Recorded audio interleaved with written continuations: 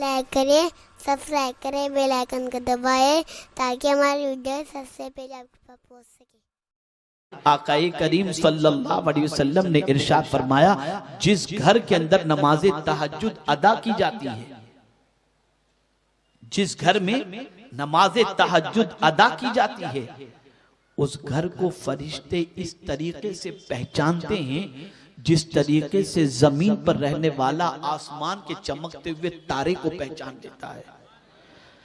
यानी जमीन पर इंसान रह रहा है, निगाह उठाकर आसमान के तारे को देखता है तो पहचान लेता है कि ये तारा है, इसलिए कि तारा चमकता है। तो इंसानों के घरों के अंदर भी जिस घर में तहज्जुद की नमाज अदा होती है वो घर चमकता है। इस चमक की वजह से फरिश्ते आसमान में उस घर को पहचान लेते हैं। आज मेकअप का दौर है और कॉस्मेटिक का दौर है। न जाने शादी के मौके पर हमारी बच्चियां कितने का मेकअप कराती हैं ब्यूटी पार्लर में जाकर, अल्लाह ही खैर फरमाए। बाप न जाने कितने पैसे लुटाता नजर आता है। मैं एक नुस्खा अता कर देता हूं, किसी मेकअप की जरूरत नहीं पड़ेगी, किसी आपको क्रीम की जरूरत नहीं पड़ेगी, किसी ब्यूटी पार्लर में जाने की जरूरत नहीं पड़ेगी। इसलिए कि याद रखें, ये कॉस्मेटिक की आइटम के बारे में पब्लिसिटी करने वाले झूठ तो बोल सकते हैं, लेकिन मदीने के ताजदार कभी झूठ नहीं बोल सकते। पैगंबर रहमत ने फरमाया, जो रात को तहज्जुद की नमाज अदा करता है, अल्लाह दिन में उसके चेहरे को मुनव्वर कर दिया करता है। चेहरे को रोशन करना है, मुनव्वर करना है तो तहज्जुद की नमाज पढ़ो।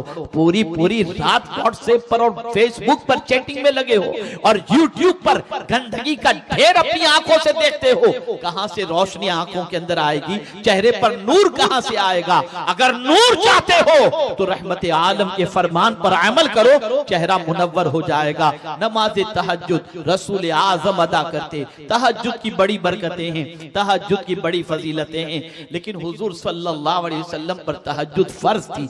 आम मुसलमान पर 5 वक्त की नमाज, रसूल आजम पर 6 वक्त की नमाज, तहज्जुद भी मुस्तफा जाने रहमत पर कंपलसरी थी। सरकार फरमाते हैं, मुझे तहज्जुद से बड़ी मोहब्बत है, मैं चाहता हूं कि मेरी उम्मत भी इसे अदा करे।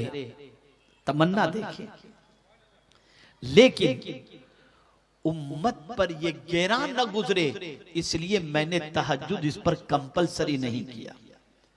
मेरी उम्मत तकलीफ में न पड़ जाए कि अगर मैं तहज्जुद को कंपलसरी कर दूं तो कहीं रात को उठना मेरी उम्मत के लिए दुश्वार हो और मेरी उम्मत दुश्वारी की वजह से तहज्जुद छोड़ दे। इसलिए मैं तहज्जुद को मेरी उम्मत पर कंपलसरी नहीं कर रहा हूं, फर्ज नहीं कर रहा हूं।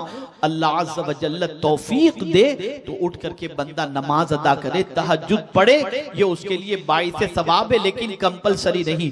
सरकार हमारी नींद का ख्याल करते हैं कि कहीं ऐसा न हो मेरी उम्मत को नींद तोड़ना तकलीफ हो जाए, इसलिए हुजूर ने तहज्जुद को हम पर कंपलसरी नहीं किया।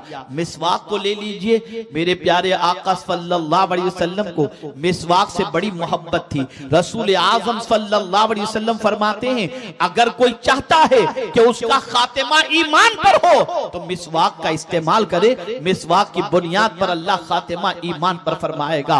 अल्लाह अकबर। लेकिन पैगंबर आजम को वहां पर भी अपनी उम्मत याद आती है और सरकार फरमाते हैं, मेरी उम्मत की तकलीफ में पड़ना इसका मुझे ख्याल न होता तो मैं हर नमाज में वुजू के लिए मिसवाक को कंपलसरी करार दे देता। रसूल आजम को हमारी तकलीफ का इतना ख्याल है कि हम तकलीफ में न पड़ जाएं, इसलिए बहुत सारी चीजों को सरकार ने कट ऑफ कर दिया।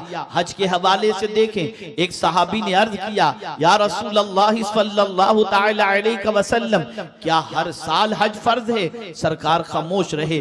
फिर उन्होंने पूछा, क्या हर साल मुसलमान पर हज फर्ज है? सरकार खामोश रहे। फिर तीसरी मर्तबा जब उन्होंने पूछा तो रहमत आलम इरशाद फरमाते हैं सल्लल्लाहु अलैहि वसल्लम, अगर मैं हाँ कह दूं तो हर साल हज फर्ज हो जाएगा।